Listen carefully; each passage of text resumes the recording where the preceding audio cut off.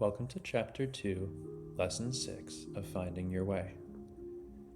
In this chapter, we have journeyed through the understanding of the four movements: seeking, hiding, clinging, and shattering. Now, let us explore how these movements directly influence our spiritual journey, leading us towards either positive or negative polarization. Polarization in the realm of spiritual growth is about the orientation of our consciousness towards ourselves and others. It's a compass that guides our journey, shaped by the choices we make in response to life's myriad situations.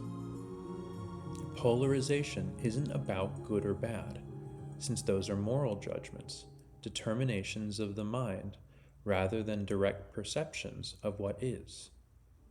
Instead, the focus of polarization is whether it is positive or negative.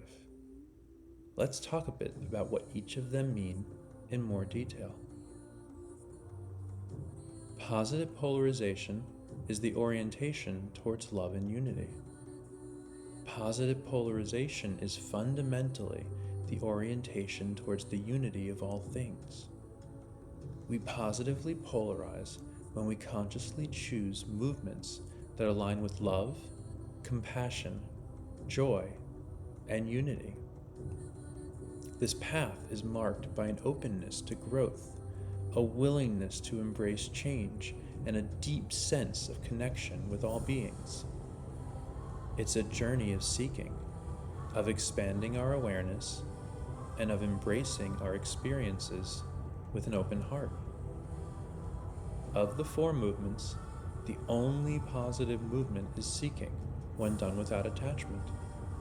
When one is positively polarizing, one is moving with the five virtues, increasingly in harmony with the universe and all beings. There is a feeling of expansion and connection that is readily apparent as we begin to polarize strongly positive, and that sense of expansion and connection brings joy and understanding with it. Negative polarization is the orientation towards fear and separateness. Negative polarization arises when we consciously succumb to movements of hiding, clinging, or repeated shattering without learning. It's a path marked by fear, a sense of isolation, and a resistance to growth. In this state, we often find ourselves trapped in cycles of aversion, attachment, and confusion, leading to a feeling of separateness from the world around us. Despite many people moving with hiding, clinging, or shattering, most are doing so unconsciously. As a result, they are not actively polarizing negatively. However, once consciously recognized, any choice to enter into these movements results in negative polarization. When we negatively polarize, we contract from a spiritual standpoint, becoming smaller and more isolated from all that is. Why then would anyone choose the negative path? Well, for someone who sees the world through the lens of domination and control, the negative path can be resonant. People who perceive the world through a lens of suspicion and distrust cannot conceive of a world that does not require control structures in order for them to feel safe or achieve their desired outcomes. For them, the ends justify the means, and control is justified in the name of safety and security. All of those movements are movements of fear at their core. When you come into understanding of the profound unity of all things, you come to realize that domination and control are energies born from fear and separateness. From the standpoint of unity, dominating someone else is the same as dominating yourself. And self-domination, which is really the same thing as self-control, is something that many people pursuing a spiritual or even secular path often incorrectly believe is the answer to their problems. From the standpoint of unity, trying to dominate yourself is the same as trying to dominate someone else. Neither is wholesome, and clinging to control often yields an internal and external reality that perversely feels chaotic and out of control. When you learn to accept what is in the moment, without attempting to manipulate or control it, without judging it, then you will find true happiness, and you will also begin to understand that the ends do not justify the means. So then how does one polarize positively? As with all things in the spiritual realm, we get there by cultivating mindfulness in the moment. Pay attention to your movements and notice when you are consciously choosing to hide or cling, or you are putting yourself into situations that are overwhelming you and causing you to shatter, and then choose to move differently the next time those situations arise.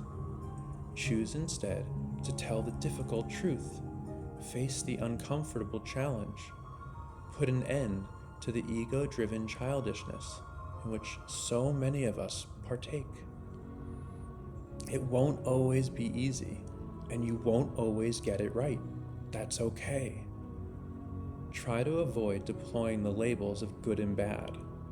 While everything you do consciously polarizes you positively or negatively, moving negatively does not make you a bad person.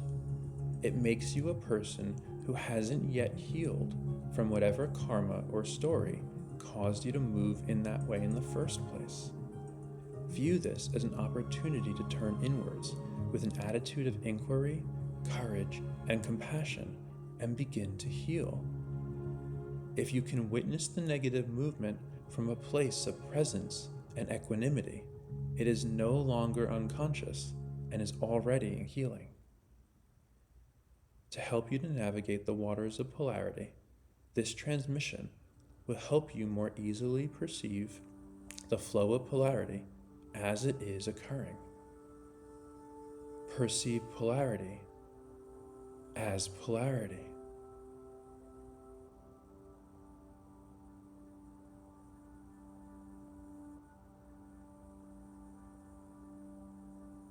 Remember that the journey of spiritual growth is ongoing. Each day presents new opportunities to choose our path, to learn, and to grow. The movements of seeking, hiding, clinging, and shattering are not only concepts, they are lived experiences that shape our journey. Recognizing them as such will make it immensely easier to heal.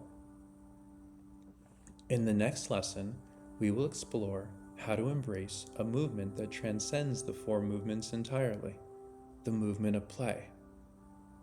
Until our next lesson, and always, may your path be one of conscious growth, positive polarization, and a continuous unfolding of your spiritual potential.